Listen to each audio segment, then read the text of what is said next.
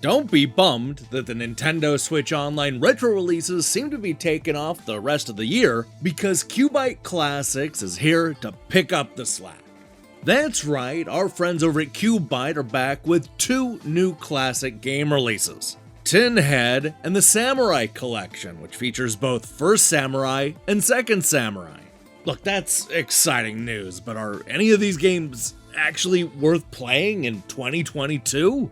To answer that question, I decided to flip through the pages of Electronic Gaming Monthly, Die Hard Game Fan, Super Play, and more classic magazines to see what the critics said about these games when they first came out. Grab your favorite samurai sword, because this is another exciting episode of QuByte Classics Review Crew.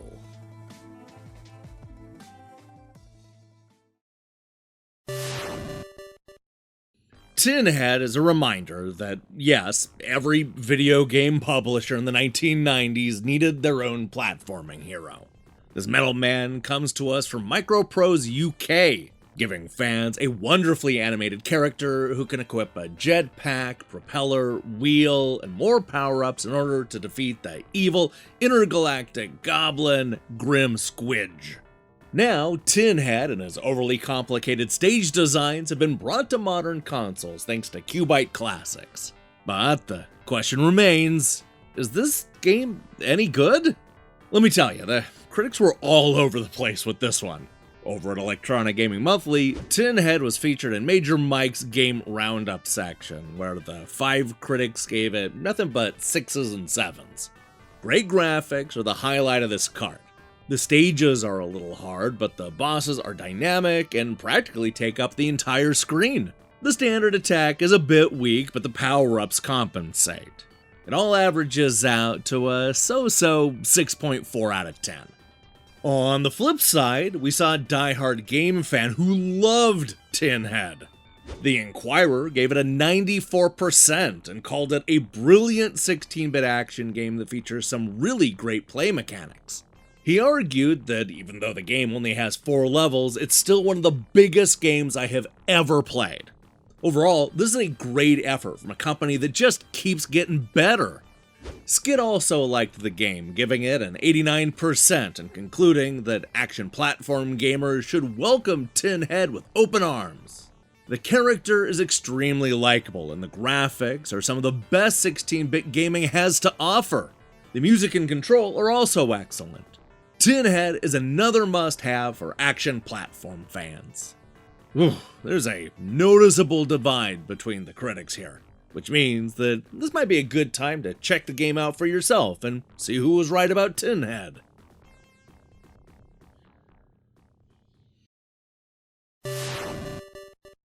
Long before Ghost of Tsushima haunted modern consoles, there was First Samurai. First released in 1991 on Amiga and the Atari ST computers, I know this side-scrolling action game from when it was ported to the Super Nintendo in 1993. Now it's part of the brand new Samurai Collection from QuByte Classics, which also features the appropriately titled sequel, Second Samurai, which never found its way over to North America. Unfortunately, there just aren't a lot of classic reviews for Second Samurai that are in English, so here we are, limited to just looking at the first game. Now, while First Samurai wasn't a huge hit in the United States, it was a big hit with the critics. Well, most of them. GamePro, for example, called it a good-looking, familiar sword fight that attacks you with vengeance. Though it's not an original, First Samurai definitely makes the cut. They ultimately gave it a 4.5 out of 5, arguing that it not only looks good, but gives your brain a workout too.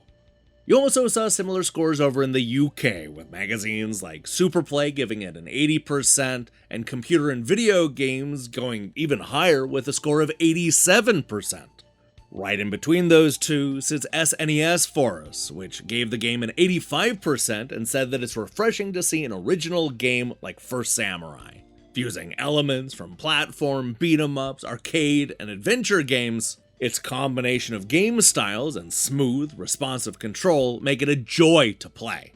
Chris concluded that if you're bored with the endless beat-em-ups and platforms currently available and fancy a real test of your playing skills, give this one a go. Your senses will thank you forever. Of course, there were a couple of magazines that were not as won over by First Samurai as their peers. For example, Nintendo Magazine System gave it a low 62%. Believe it or not, Nintendo Power of all places was the outlet to give it the lowest score, coming in with a 3 out of 5. They praised the interesting graphics, sound effects, and music, and solid play control. They also liked the challenge, which includes both fighting enemies and puzzling through the stages. However, they were a bit disappointed by the lack of depth, and noted that the hero is supposed to be a samurai, but it looks more like a sumo wrestler. And if that wasn't enough, they complained that the stage intro animations are endless. I mean, they aren't that bad. With most critics praising the gameplay and style, I would say that First Samurai and its sequel are worth checking out in the Samurai Collection, out now on PlayStation, Switch, and Xbox. Hey, thanks for watching us talk about these QuByte classics. While not all of the games have been great, I really do appreciate QuByte re-releasing some of these forgotten games, especially the hidden gems that received good reviews back in the day. Now, here's the question I have for you. What 2D hero should get more respect?